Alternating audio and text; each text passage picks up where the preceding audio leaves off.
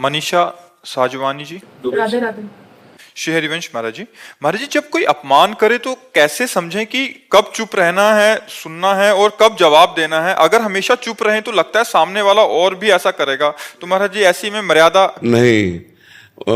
भगवान शंकर कह रहे हैं, अपने कर्म जाए अपकारी, उमा क्षमा सापहुते भारी। अगर हम किसी को क्षमा कर देते हैं तो हमारी क्षमा उसके ऊपर सांप से भी ज्यादा दंड देने वाली बन जाएगी।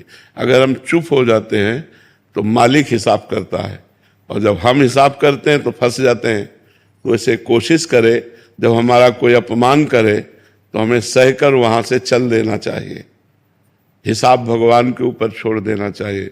लड़ाई झगड़ा करना, मारपीट करना, हिंसा करना, अपने को बंधन में डाल लेना है। हमें लगता है अपने को बचाए। एक लंबे दुख भोगने से अच्छा थोड़ा कष्ट सह ले।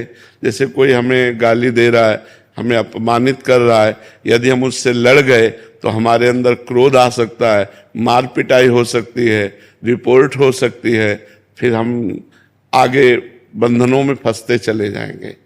और अगर हम वो गाली दिया और हम चुप हुए, सुन के चल दिए, तो उसको गाली देने वाले को ऐसा दंड मिलेगा समय पर कि दोबारा किसी को गाली नहीं देगा।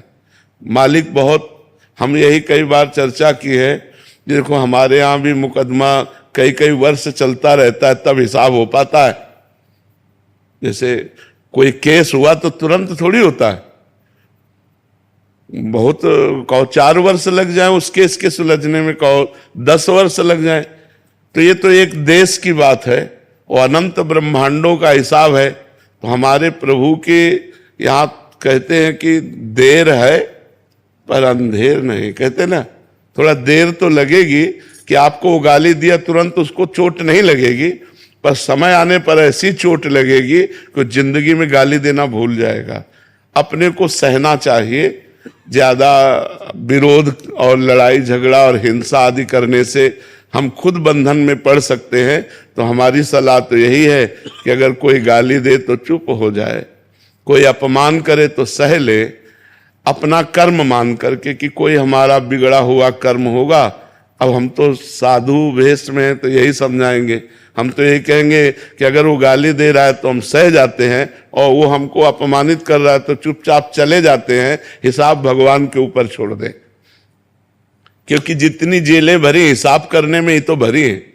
कहीं हम गलत कर बैठे, कहीं हम हिंसा कर बैठे तो कानून का अपराध हमारा बन जाएगा, कानून के विरुद्ध हमारे आचरण बन जाएंगे, तो हम भी अपराधी माने जाएंगे। तो इसलिए हम मारे पीटे नहीं, हिंसा ना करें, क्रोध ना करें, सह जाएं, भगवान से प्रार्थना करें कि हे भगवान उसकी भी बुद्धि शुद्ध कर दो।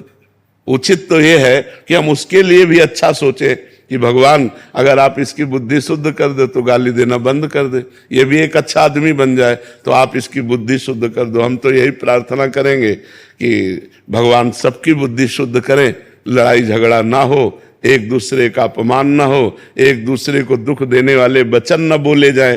पर आज नाक में गुस्सा रखा है सबके, नाक में गुस्सा, जरा सा धक्का लग जाए तो आदमी के ऊपर एकदम टूट पड़ता है।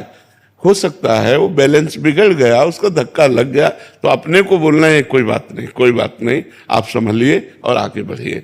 लेकिन जरा जरा सी बात में, क्योंकि खान पान सही नहीं है, तमोगुणी भोजन है, तमोगुणी विचार, तो जरा में गुस्सा आ जाता है। हमें सहन करना चाहिए, सहन में बहुत आनंद है। जब हमें सहन ना हो तो रो देना चाहिए भगवान के सामने, प्रभु हम तो असमर्थ हैं, आप समर्थ हो, आप देख लो। वो जब देख लेंगे ना तो बहुत अच्छी तरह देख लेंगे। तो यदि हम कर्म बुरा करते हैं तो 4 दिन भले हम चमक लें, इसके बाद हमको गिरना पड़ेगा। तो बुरा कर्म का बुरा फल भोगना पड़ेगा, अच्छे कर्म का अच्छा फल।